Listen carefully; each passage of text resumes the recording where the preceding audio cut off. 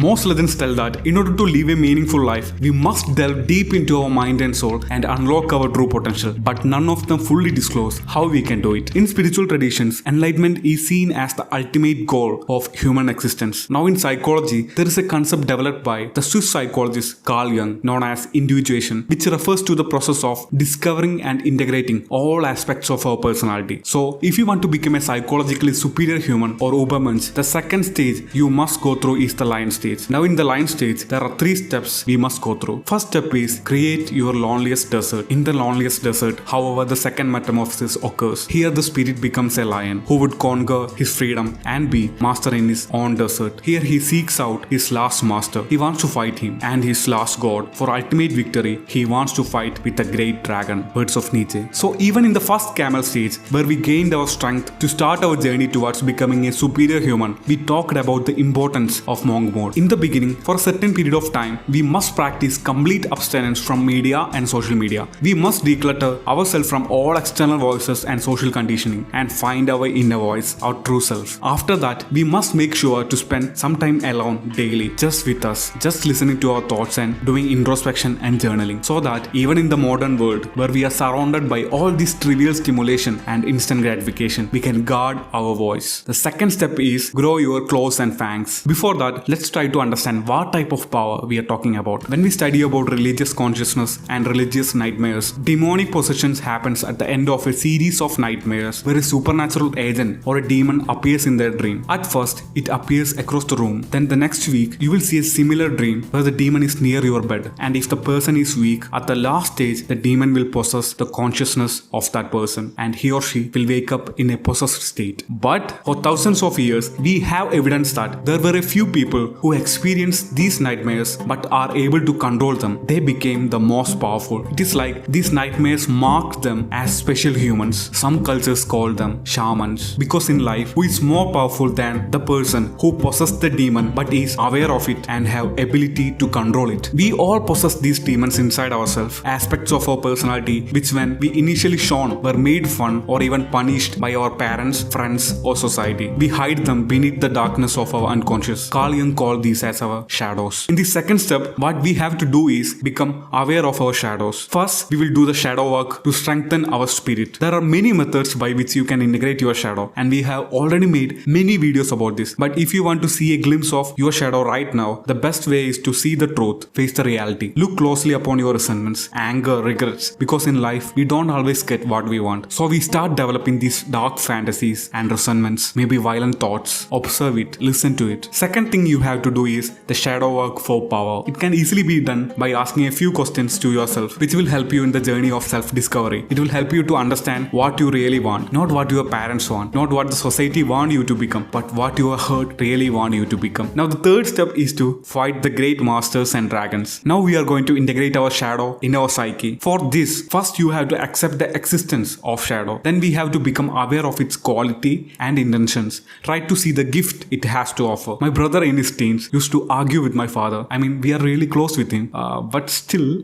in some moments, you know, right?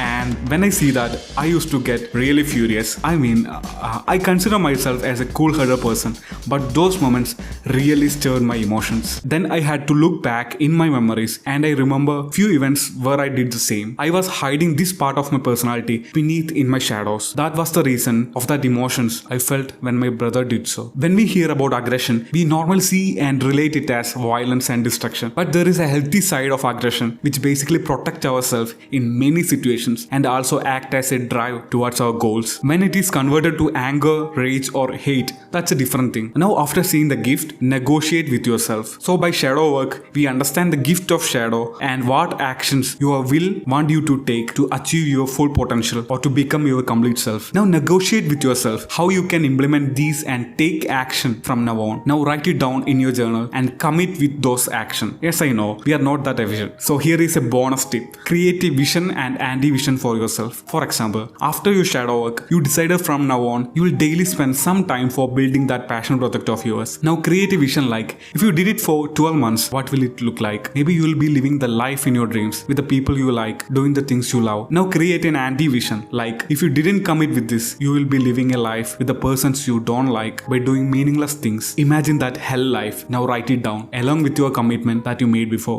Goal of this stage is not to become a bad person, but to get in touch with our repressed energy and potential and thus sculpt a great powerful character which is missing in this modern society. Move towards the journey of becoming a psychologically superior human, but it is only complete when you express your life force creatively with something than ourselves and people start to notice it. Like there is someone who lives according to their inner calling, their own values. This may frighten them or they will follow you, and this will happen in the next stage.